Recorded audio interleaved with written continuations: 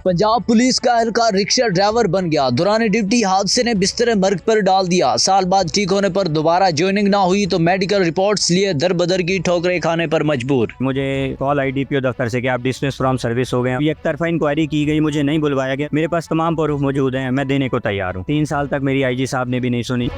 वैसे सब ये बताइएगा कि आपके बारे में सुना कि आप पंजाब पुलिस में जॉब करते रहे हैं, कब आपकी ज्वाइनिंग हुई और वहाँ से फिर आप ये रिक्शा ड्राइवर का ये सफ़र कैसे तुम? बिस्मिल्लाहिर्रहमानिर्रहीम। सर 2011 में मैं पंजाब पुलिस में भर्ती हुआ। उसके बाद मैं अपनी ड्यूटी मुख्तलिफ़ जगहों पे तैनात रहा, ड्यूटी में अपनी करता रहा।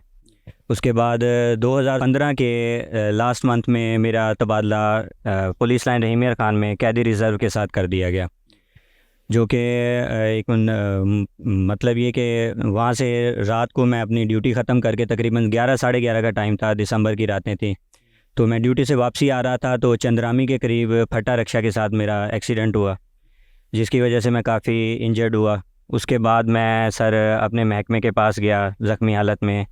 उन्होंने मुझे सर डॉकेट इशू की, मेरी डॉकेट इशू करके उसके बाद मैं सर अपना इलाज वगैरह करवाता रहा। तकरीबन 5 से 6 माह मेरी टांग पे प्लस्तर रहा। DPO रहीमिया खान ज़ीशान असगर साहब उस वक्त मौजूद थे, तो उन्होंने मुझे डिसमिस फ्रॉम सर्विस किया। मेरी अफसरान बाला से गुजारिश यही है कि मेरे पास तमाम प्रूफ मौजूद हैं। मेरी अब इस वक्त ये कंडीशन है कि मैंने 4 माह की अपने बच्चों की फ़ीस नहीं अदा कर सका। उनका फ़र्स्ट टर्म शुरू है, तो सर ने उनको बोल दिया कि आप स्कूल काइंडली मेहरबानी करके ना आएँ। मेरे घर के हालात, मेरा घर का टोटली सेटअप, किराए का घर 8,000 बिल, उसका सर 8,000 बिजली का बिल आया हुआ है, ठीक हो गया। घर का किराया देना है, घर के अखराजात इस रिक्शा से सर मैं नहीं पूरे कर पा रहा। रिक्शा ड्राइवर फिर आप बन गए, तो ये कैसे हो? सर मजबूरी थी, मैंने अपने बच्चों का पेट रिज़्क़ हलाल से तो कमाना था। रिज़्क़ हलाल से मैंने अपना बच्चों का पेट पालना था। मैं बच्चों के लिए तगो तो बहुत करता रहा हूँ और सर 7 साल से मैं अपना सब कुछ लुटा चुका हूँ। अब मेरे पास सर कुछ भी मौजूद नहीं है। अफसरान बाला के पास गया, उन्होंने बोला कि आप जो एक आपका प्लेटफॉर्म है उस पर जाएँ। मेरी कोई आवाज़ नहीं सुन रहा तो मैं किसके पास जाऊँ? मेरी फैमिली सपोर्ट भी कोई नहीं है, मैं बिल्कुल अकेला हूँ। मेरे वालिद साहब फौत हो चुके हैं। मेरे पास सिर्फ मेरे बच्चों का सहारा है या मैं खुद हूँ। उसके अलावा सर मैं कुछ नहीं कहना चाहता।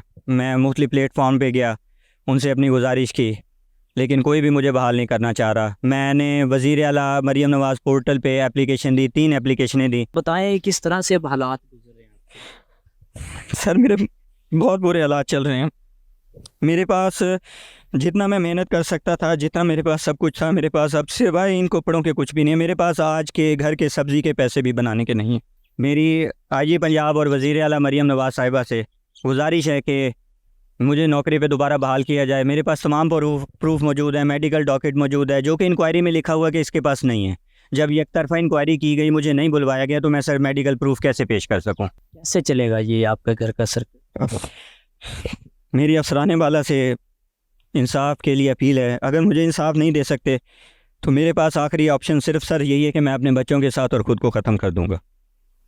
मैं सर बहुत तंग आ चुका हूँ ऐसी ज़िंदगी से।